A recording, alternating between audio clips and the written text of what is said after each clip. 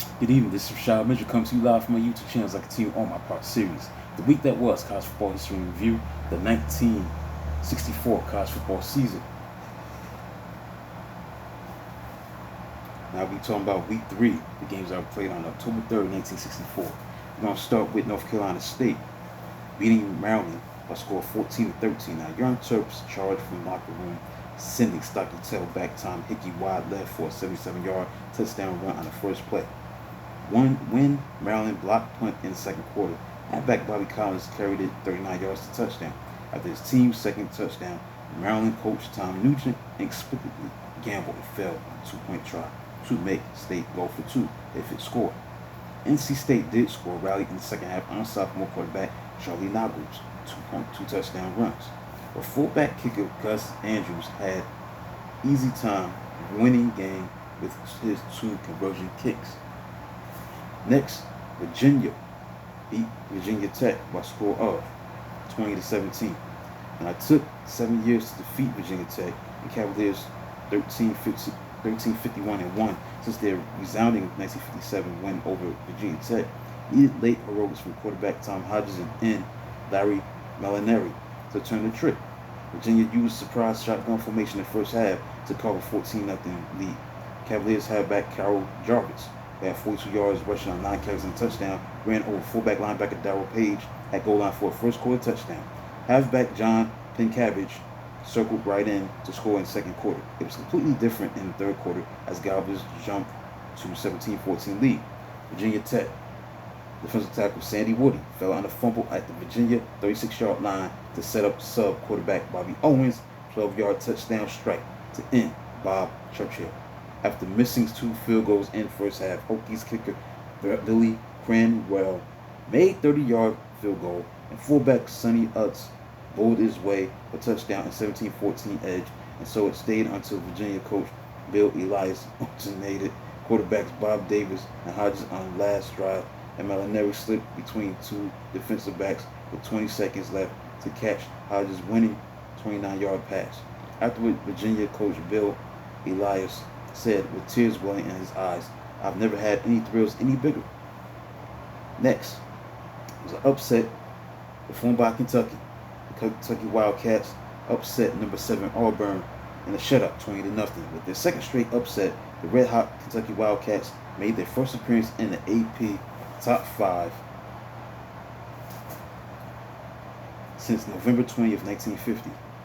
Kentucky quarterback Rick Norton, 8 for 10 for 83 yards and a touchdown, found in Rick Kessler for 3 catches for 33 yards on a 76-yard touchdown run drive that was launched late in the first quarter and ended early in the second quarter on halfback Roger Bird's 1-yard run. Kentucky's touchdown was first allowed in 3 games so far in 1964 by number 7 Plainsman. Trailing 7-0 as third quarter was winding down, Auburn quarterback Jimmy Seidel tossed to halfback Tucker Frederickson for 16 instead of 12-yard gains and ran 35 yards for a sweep. On a sweep, 35 yards. But on 4th down at 5-yard line, Seidel foot passed while in grasp of charging defensive end Kessler. The defensive back Bird stepped into intercept and ran 95 yards for a touchdown and 14-0 lead for Kentucky. So subsequent Tiger drives of 52, 53, 47, 65 yards all failed in Wildcat territory, including a 4-quarter threat that fizzled when Tigers sub quarterback Tom Bryant threw to the end zone, and Bird followed with a 49-yard run to set up Kentucky's last touchdown. The stats couldn't tell the whole story. Auburn gained 287 yards to catch 245 yards. So at this time, Kentucky pulled their second straight upset. They beat Mississippi. Now, I believe they were the number 1 team in the country because they were preseason number 1 Mississippi when they started the 1964 season. And Kentucky the following week, they beat Mississippi. They go and beat Auburn 20-0. So Kentucky was doing pretty good at this time during the 64 season of college football, 1964. Now let's get into Illinois. Illinois, number 3 team in the country, did not get upset. They beat Northwestern 17-6. Defending Big Ten champion Illinois defended Wildcats heralded quarterback Tommy Myers so well that only one play, quick touchdown strike in the third quarter, even so much as ruffled Illinois feathers Indeed, games better. The quarterback was Illinois Fred Castardo, who flipped 33-yard touchdown pass to halfback Sam Price in the second quarter, added 28-yard field goal as kicker to provide fourth-quarter breathing room. Sophomore end Bob Trumpy, who had 160 yards on six catches, caught 44-yard aerial from Castardo in the second quarter to allow Price to circle in for 10-yard touchdown. Northwestern halfback Ron Rector made a spectacular touchdown in the third quarter, taking short toss over the middle from Myers and cutting wide to race for a 78-yard touchdown. Next, Michigan, the number 8 team in the country. Now, this is a battle of two top 10 teams. Number 6 Navy played against number 8 Michigan, where number 8 Michigan shut out number 6 Navy 21-0. Unable to run because of bad ankle, Navy quarterback Roger Staubach went to air for 16 for 30 for 166 yards, but Michigan, growing more powerful on defense, had 2 interceptions on Staubach and 2 form recoveries lost by Middy's receivers. Add in 3 other Navy turnovers and 5 by Wolverines. The game was left to team that could sustain its drives. So that team was Michigan, which paced it together 66, 80, 72-yard marches, and amid a bevy of interruptions with halfback Carl Ward had 74 yards rushing on 18 carries, scoring twice. Staubach was sent out limping in the third quarter after being knocked flat by swift Michigan defensive tackle Bill Yearby. Southern California, the number 2 team in the country, was upset by Michigan State, 17-7. Michigan State coach Duffy Daugherty unveiled 5-man defensive backfield 7 years before Chicago Bears defensive coach Jim Dooley invented the nickel coverage and secondary. Novel approach made its mark as Spartans defense thwarted air game of USC, holding it to 5 for 22 for 90 yards. Barefooted Hawaiian sophomore kicker Dick Kennedy made his first varsity appearance and hammered a 49-yard field goal in the first quarter for Spartans record at that point. Michigan State added halfback Clint Jones, touchdown run in third quarter for a 10-0 lead. Trojans countered with short touchdown run by tailback Mike Garrett at end of the 80-yard drive. The quarterback Craig Fortig hit Dave Moulton with their 26-yard pass. Now the Spartans iced it with quarterback Harry Emmons touchdown pass to end Gene Washington with 5 minutes to go. So Southern California was upset as number 2 team in the country to Michigan State by score 17-7.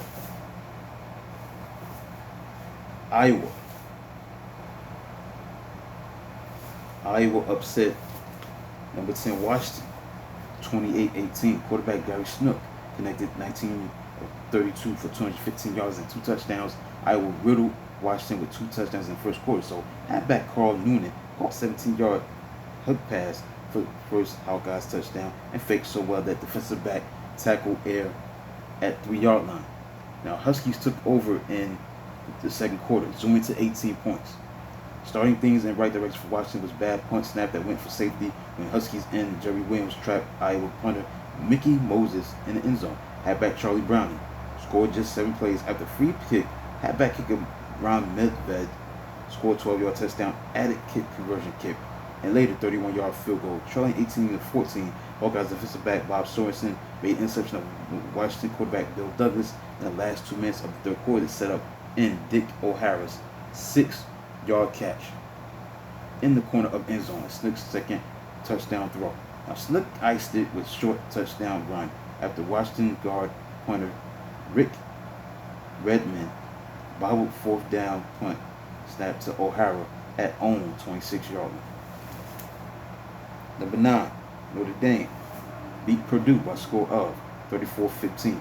Purdue owns 7-3 record against the Fighting Irish since coach Frank Leahy retired in 1953.